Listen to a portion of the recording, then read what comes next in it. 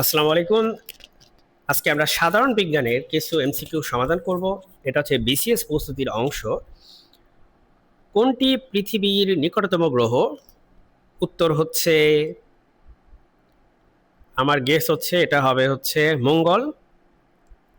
উত্তর হচ্ছে শুক্র। খুবই দুঃখজনক, পৃথিবীর নিকটতম গ্রহ হচ্ছে শুক্র। পৃথিবীর সবচেয়ে নিকটতম গ্রহ হচ্ছে শুক্র। শুক্র সূর্যের দ্বিতীয় নিকটতম। শুক্রের গড় তাপমাত্রা অন্যান্য সকল গ্রহ থেকে বেশি। পৃথিবী সূর্যের তৃতীয় নিকটতম গ্রহ। বুধ সূর্যের সবচেয়ে কাছের গ্রহ, এতে কোনো বায়ুমণ্ডল নেই। সো আমি মঙ্গলের সাথে কনফিউজ করে ফেলছি। মঙ্গল হচ্ছে পৃথিবীর কাছে, শুক্র হচ্ছে পৃথিবীর কাছে, কিন্তু সবচেয়ে নিকটে হচ্ছে এই দুজনের মধ্যে দূরত্বের দিক থেকে কম হচ্ছে শুক্রের। পানিতে দ্রবণীয় ভিটামিন কোনটি? কোন ভিটামিন হচ্ছে পানিতে দ্রবণীয় হয়? আমার হিসাবে এটা হবে ভিটামিন এ। উত্তর হচ্ছে vitamin B complex. Vitamin B complex হচ্ছে উত্তর। স্নেহে দ্রবণীয় ভিটামিন হচ্ছে এ, ডি, ই, কে, আর পানিতে হচ্ছে শুধুমাত্র ভিটামিন বি আর সি। সি আমি জানতাম, কিন্তু ভিটামিন বি কমপ্লেক্স এটা হচ্ছে পানিতে দ্রবণীয়, এটা আমি জানতাম না। ইন্টারেস্টিং, আমরা এটা একটু ফেভারিট করে রাখি। নেক্সট কোশ্চেন আমরা চলে যাই। কোনটি সর্বজনীন দ্রাবক হিসেবে পরিচিত? সর্বজনীন দ্রাবক হিসেবে যথাসম্ভব পানি। সর্বজনীন দ্রাবক হিসেবে পানি পরিচিত। আমরা এটা ব্যাখ্যাটা পড়ে নিচ্ছি। সর্বজনীন দ্রাবক বলতে বোঝায় যে দ্রাবক সব রকম পদার্থকে দ্রবীভূত করতে পারে। ওকে, আর এরকম কোনো আর সর্বজনীন দ্রাবক কি আছে? দেয় না এখানে কিছু। পিভিসি পলিমারটি কোন মনোমার থেকে তৈরি? ভিনাইল ক্লোরাইড থেকে তৈরি। Vinyl chloride. কাপড় কাচার সাবানটি কি পদার্থ দিয়ে তৈরি? কাপড় কাচার সাবানটা পটাশিয়াম স্টিয়ারেট দিয়ে স্টিয়ারেট, সোডিয়াম স্টিয়ারেট। কাপড় কাচার সাবান, পটাশিয়াম না। কাপড় কাচার সাবানটি, আমার এটা ভুল হয়েছে, আমি গেস করছি হচ্ছে ক নাম্বারটা। অ্যান্সার হচ্ছে গ।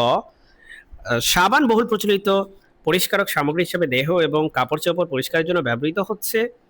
কাপড় কাচার যে সাবান ব্যবহার করা হয় তা মূলত সোডিয়াম স্টিয়ারেট, সেটা হচ্ছে C70H35CNA। আর শেভিং ফোম বা জেলে থাকে পটাশিয়াম স্টিয়ারেট। ওকে ওকে, শেভিং ফোমে থাকে হচ্ছে পটাশিয়াম স্টিয়ারেট। একটা স্ক্রিনশট নিয়ে রাখি। সাবান হচ্ছে উচ্চতর ফ্যাটি অ্যাসিডের সোডিয়াম বা পটাশিয়াম লবণ। আর সাবান তৈরির প্রধান কাঁচামাল হচ্ছে তেল বা চর্বি। রাবার কোন পদার্থের সাথে বিক্রিয়া করে ধীরে ধীরে নষ্ট হয়ে যায়? রাবার কোন পদার্থের সাথে বিক্রিয়া করে ধীরে ধীরে নষ্ট হয়ে যায়? ওয়েল, আই থিঙ্ক এটা অক্সিজেন হবে। হ্যাঁ, অক্সিজেন। রাবার হচ্ছে দীর্ঘদিন রেখে দিলে সেটি ধীরে ধীরে নষ্ট হয়ে যায়, কারণ রাবার বাতাসের অক্সিজেনের সাথে বিক্রিয়া করে। ঠিক আছে।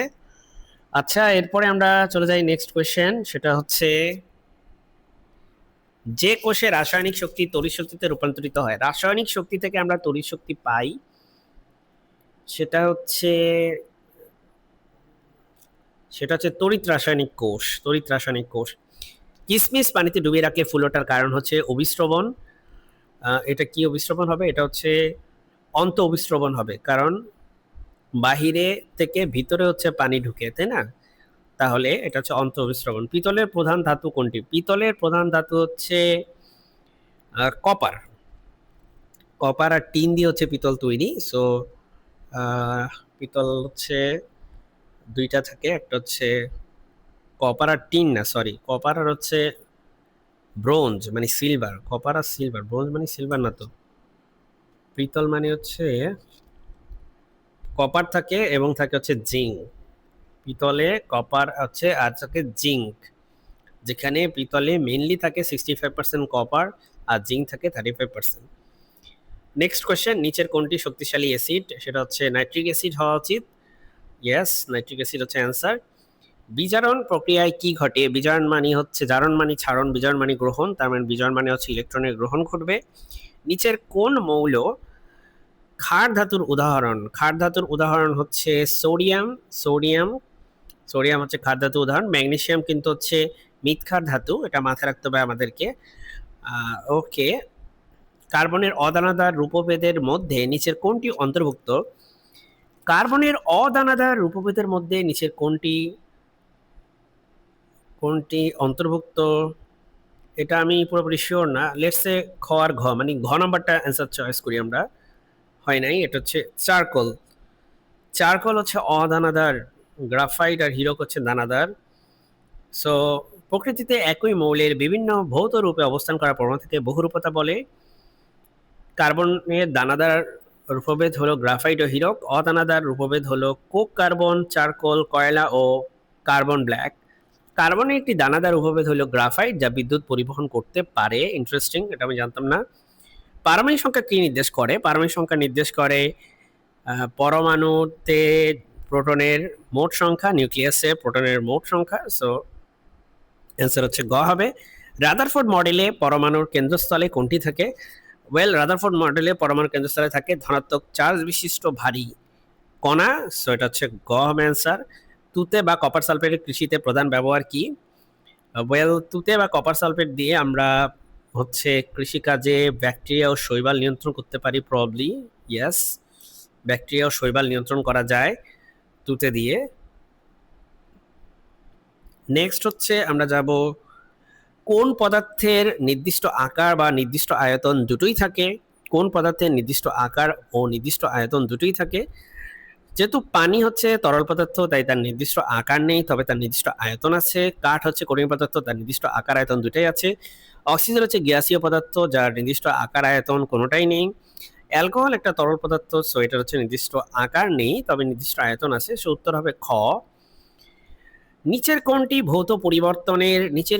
ভৌত পরিবর্তনের উদাহরণ? কাঠ পোড়াইলে হচ্ছে রাসায়নিক পরিবর্তন ঘটে একেবারেই, সেটা তার অবস্থা পরিবর্তন করে ফেলে। সালোক সংশ্লেষণ হচ্ছে একটা অবশ্যই রাসায়নিক পরিবর্তন। লোহার মরিচা পড়া একটা রাসায়নিক পরিবর্তন, এখানে একটা রাসায়নিক বিক্রিয়া ঘটে। পানিতে লবণ দ্রবীভূত করা একটা ভৌত পরিবর্তন, কারণ চাইলে সেই লবণ এবং পানিকে আবার আলাদা করা সম্ভব।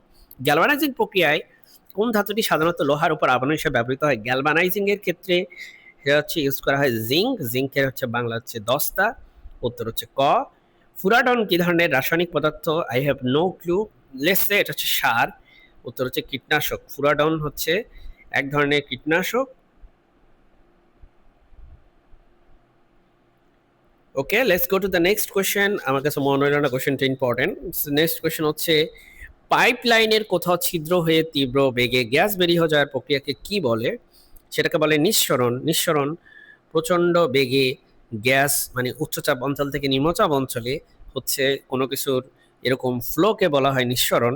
যেহেতু পাইপের ভিতরে হচ্ছে উচ্চচাপ থাকে আর বাহিরে থাকে হচ্ছে নিম্নচাপ, সুতরাং উচ্চচাপ অঞ্চল থেকে কোনো একটা সরু ছিদ্রপথে নিম্নচাপ অঞ্চলের দিকে কোনো কিছু তরল বা বায়বীয় পদার্থ বেরিয়ে যাওয়ার যে প্রক্রিয়া, এটাই হচ্ছে নিঃসরণ।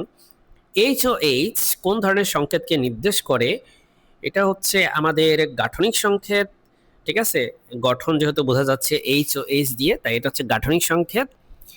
আমরা জানি যে এইচ এটা হচ্ছে পানির অণু, এবং পানির অণুর ক্ষেত্রে এখানে কেন্দ্রে যে কোণ উৎপন্ন হয় এটা হচ্ছে 104.5 ডিগ্রি। ঠিক আছে, সো এখানে হচ্ছে sp3 হাইব্রিডেশন ঘটে। এরপরে আমরা পরের কোশ্চেনে যাব। কোনটি মশলা হিসেবে পেঁয়াজের বিকল্প হতে পারে? পেঁয়াজের বিকল্প হতে পারে ক্যাপসিকাম যত সম্ভব না। চিভ কি? I have no idea. পেঁয়াজের বিকল্প হিসেবে যে উপাদানটি মশলার কাজ করতে পারে সেটি এমন কিছু হওয়া উচিত যা স্বাদ এবং গন্ধে কিছুটা পেঁয়াজের মতো। এটি হালকা স্বাদের গুল্ম জাতীয় মশলা, যা অনেকটা পেঁয়াজ বা রসুনের কাছাকাছি। এটি সাধারণত স্যালাড, স্যুপ বা ডিশের গার্নিশ হিসেবে ব্যবহৃত হয়। ক্যাপসিকাম মূলত সবজি, যেটা পেঁয়াজের মতো নয়। So I didn't know that পেঁয়াজের বিকল্প হিসেবে চিভ ইউজ করা যায়। আপনারা কি কেউ চিভ খাইছেন কিনা কোনোদিন আমি জানি না। যদি খেয়ে থাকেন প্লিজ কমেন্ট বক্সে জানাবেন। সো আজকে আমরা এখানেই ভিডিওটা শেষ করছি। পরবর্তী ভিডিও দেখার আমন্ত্রণ রইল। আসসালামু আলাইকুম।